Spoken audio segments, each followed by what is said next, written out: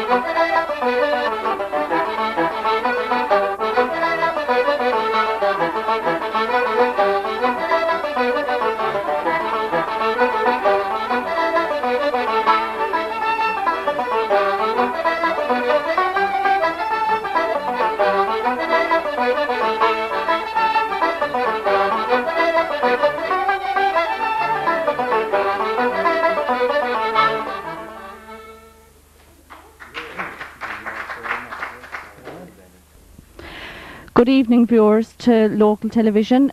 We are here at the Anglers' Rest in Carrigadrohid with Aghinagh Comhaltas and some members from Dunmanway Comhaltas with us.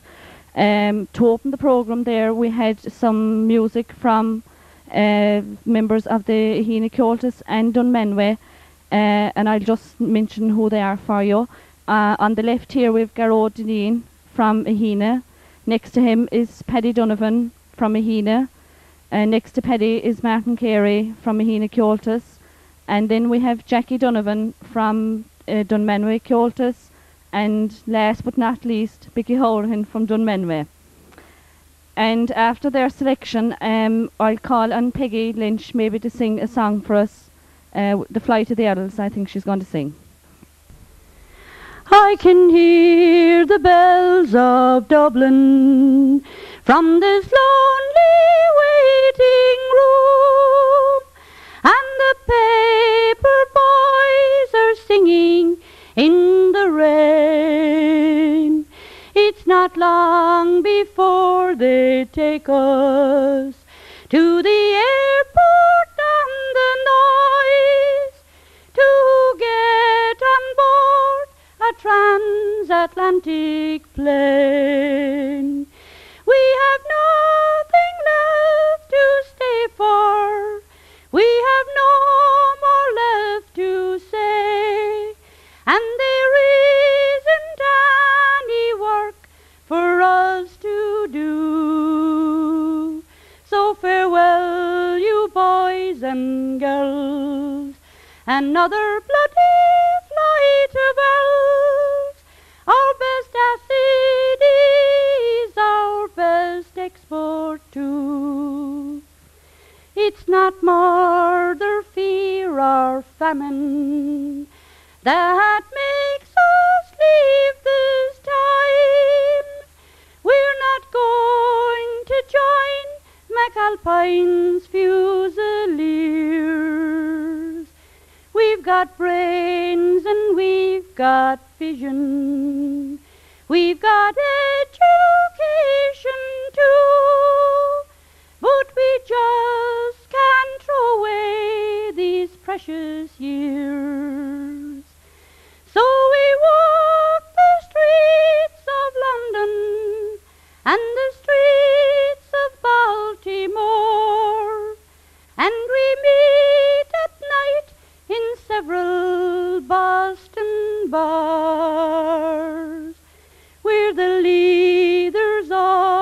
the future. Though we're far away from home, and we dream of you beneath the iris stars, as we look on Ellis Island and the lady in the bay, and Manhattan turns to face another Sunday. We just wonder what you're doing to bring us all back home, as we look forward to another Monday. Because it's not the work that scares us.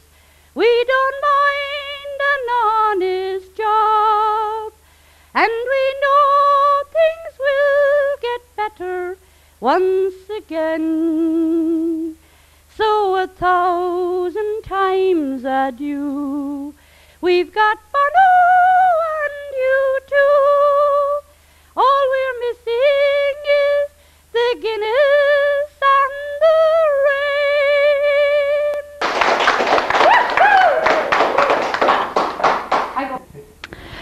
Thank you very much there, Peggy, for that song. And now we're back to music again. And this time we're having a selection of tunes from our Dunmanway friends, Jackie and Mickey. And what are you going to play for us, lads? The Blackbird and the Jabba Journey work. Off with you.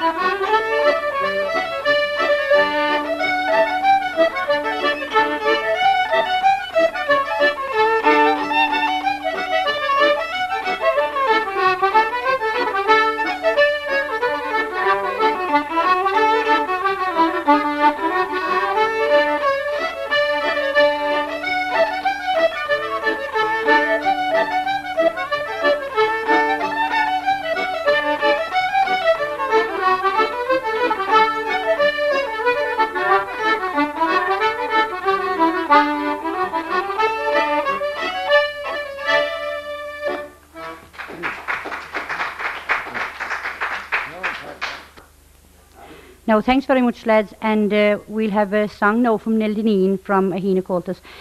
And Nell will give us a little Orana Scailge. Nell.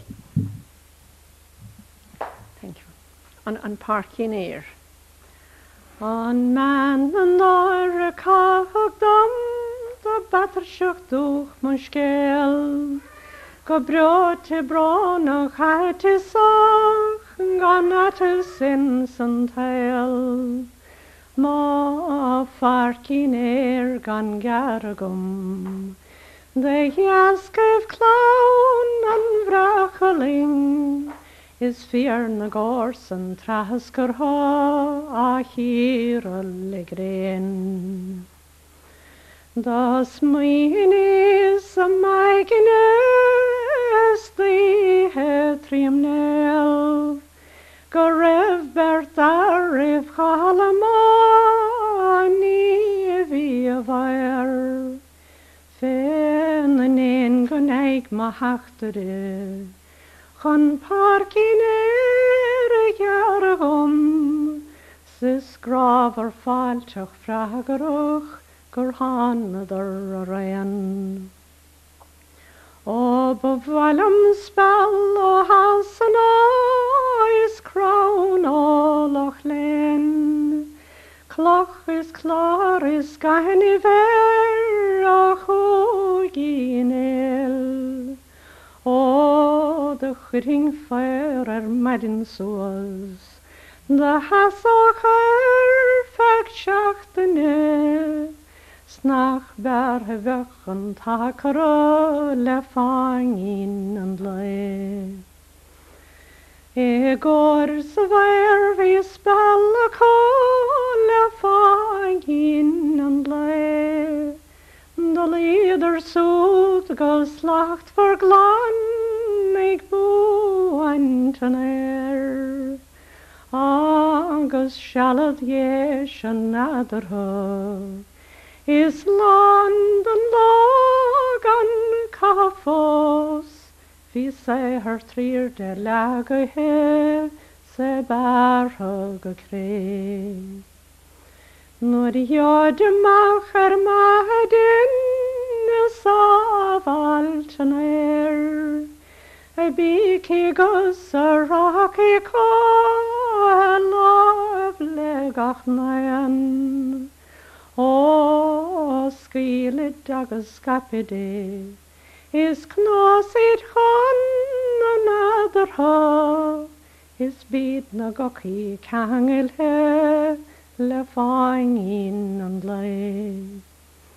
Matlan lagen fast de van tlatagus en gref. Do je grile hanger jesh, vi kangel heloren. Ni rev kosh kli na karige, na kosh triven tannesgard. Ni vaif a brof na has of gan ve bar hug a kre. Shinive.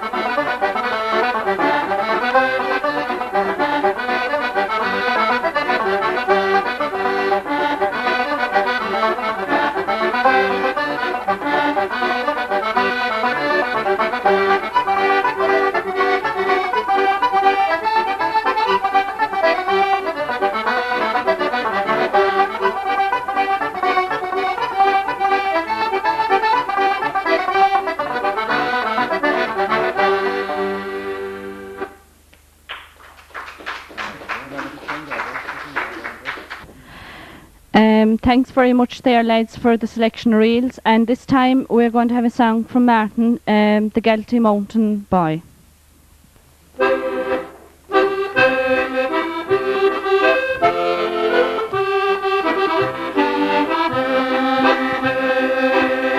I joined the flying column in 1916.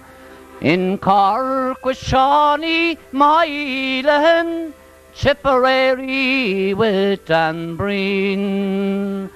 Arrested by Free Staters and sentenced for to die. Farewell to Tim O'Reilly, said the Galtee Mountain Boy. We went across the valleys and over the hilltops green. We met with Timmy Lacey, Sean Hogan and Dan Breen. Sean Moylan and his gallant men, they kept the green flag high. Farewell to Tim O'Reilly, said the Galtee Mountain Boy.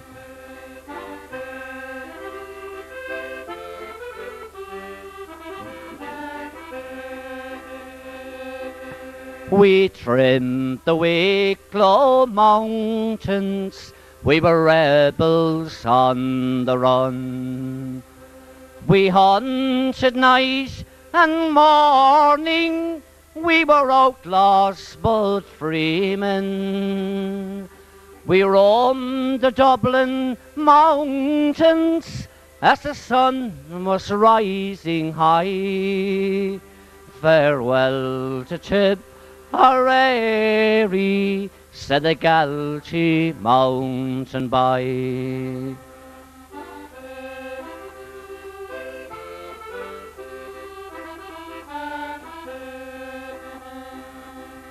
For I'll bid farewell to old Clonmel, I never more shall see, and to the Galtee Mountains that oft times sheltered me. For the men who fought for freedom and died without a sigh, may their cause be never forgotten, said the Galtee Mountain Boy. May their cause be never forgotten, said the Galtee Mountain Boy.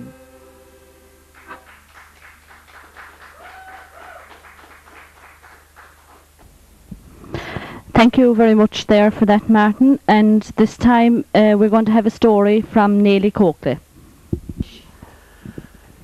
Well, for a certain amount of years prior to the First World War, there was a certain amount of prosperity in the country. That's if you had a bit of land. If you hadn't, as the man said, you were on the go mohid. And any comfortable farmer coming up to Christmas wouldn't be without a cow in the tub. Well, at that time, at the fall of the year, there used to be a fair held, not 1,000 miles now from where I'm sitting. And people used to go there to buy beef. Well, there was this man, John, and his neighbour, and they went to the fair. And when they had their business done, they tied the 2 cows to the lamppost, and they adjourned.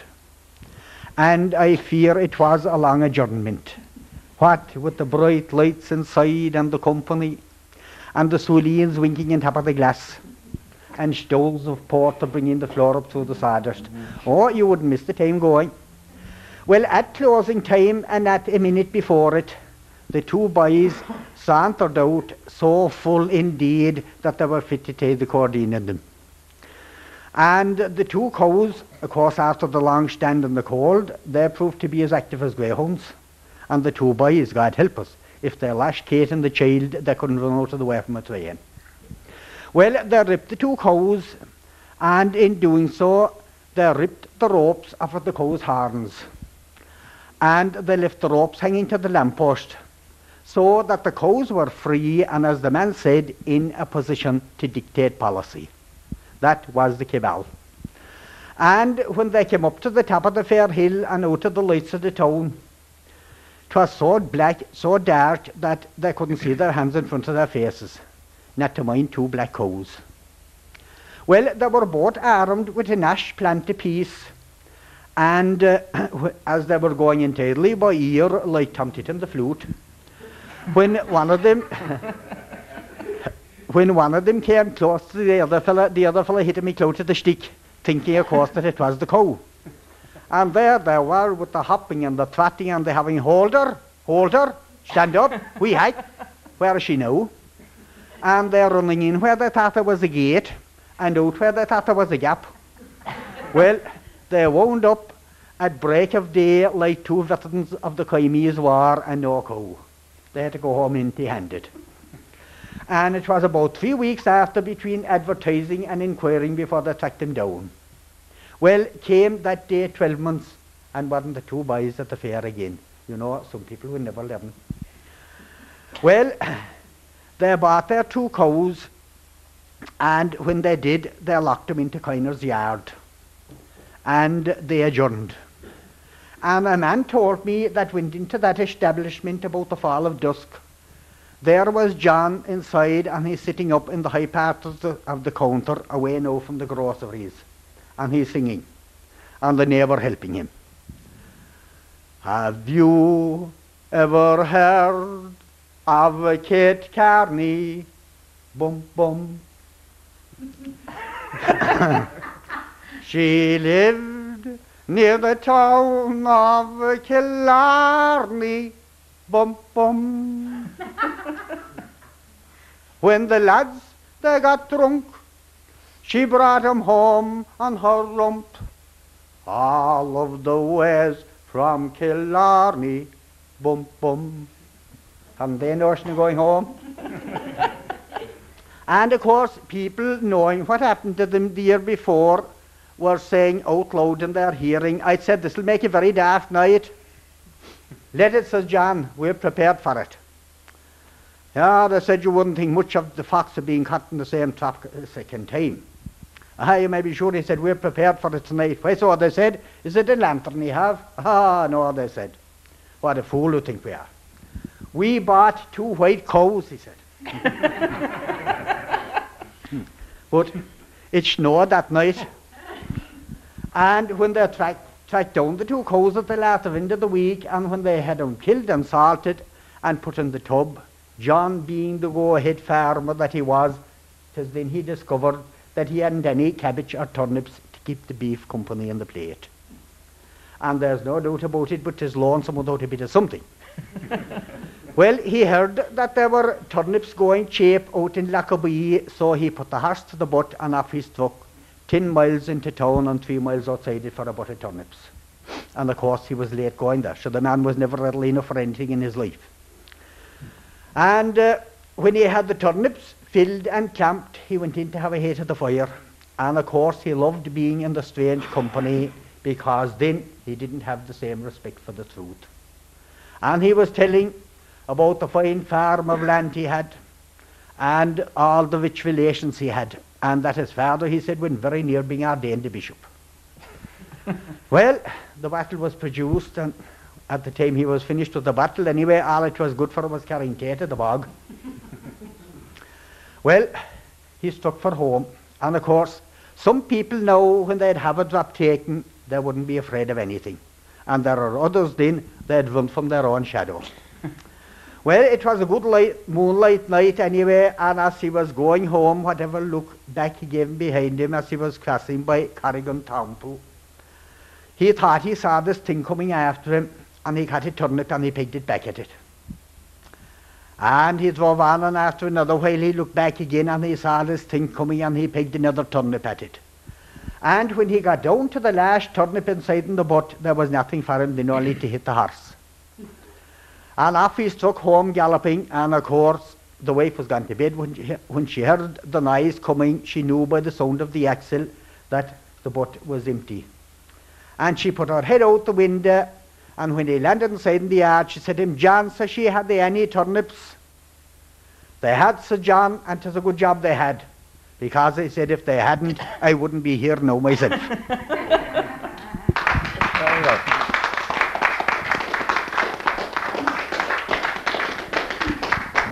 I know, to follow Nelly, we'll have a song from Teresa, and Martin will accompany her.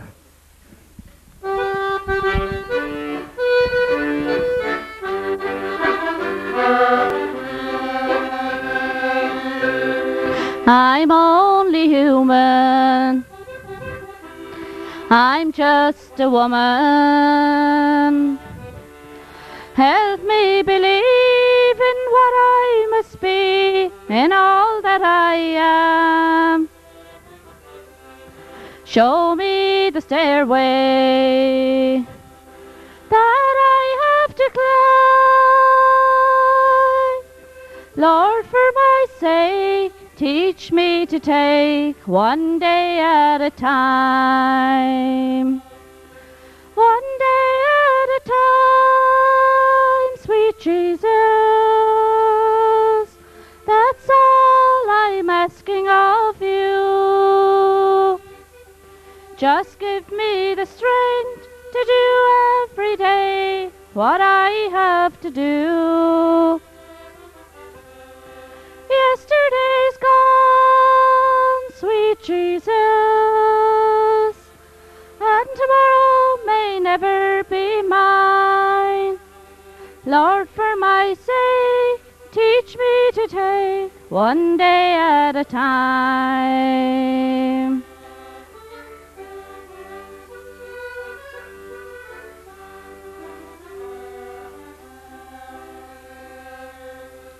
Do you remember when I walked amongst men? For Jesus, you know, if you're looking above, it's worse now than then. Pushing and shoving and crowding my mind. Lord, for my sake, teach me to take one day at a time. One day at a time, sweet Jesus, that's all I'm asking of you. Just give me the strength to do every day what I have to do. Yesterday's gone, sweet Jesus, and tomorrow may never be mine. Lord, for my sake, teach me to take one day at a time. Lord, for my sake, teach me to take one day at a time.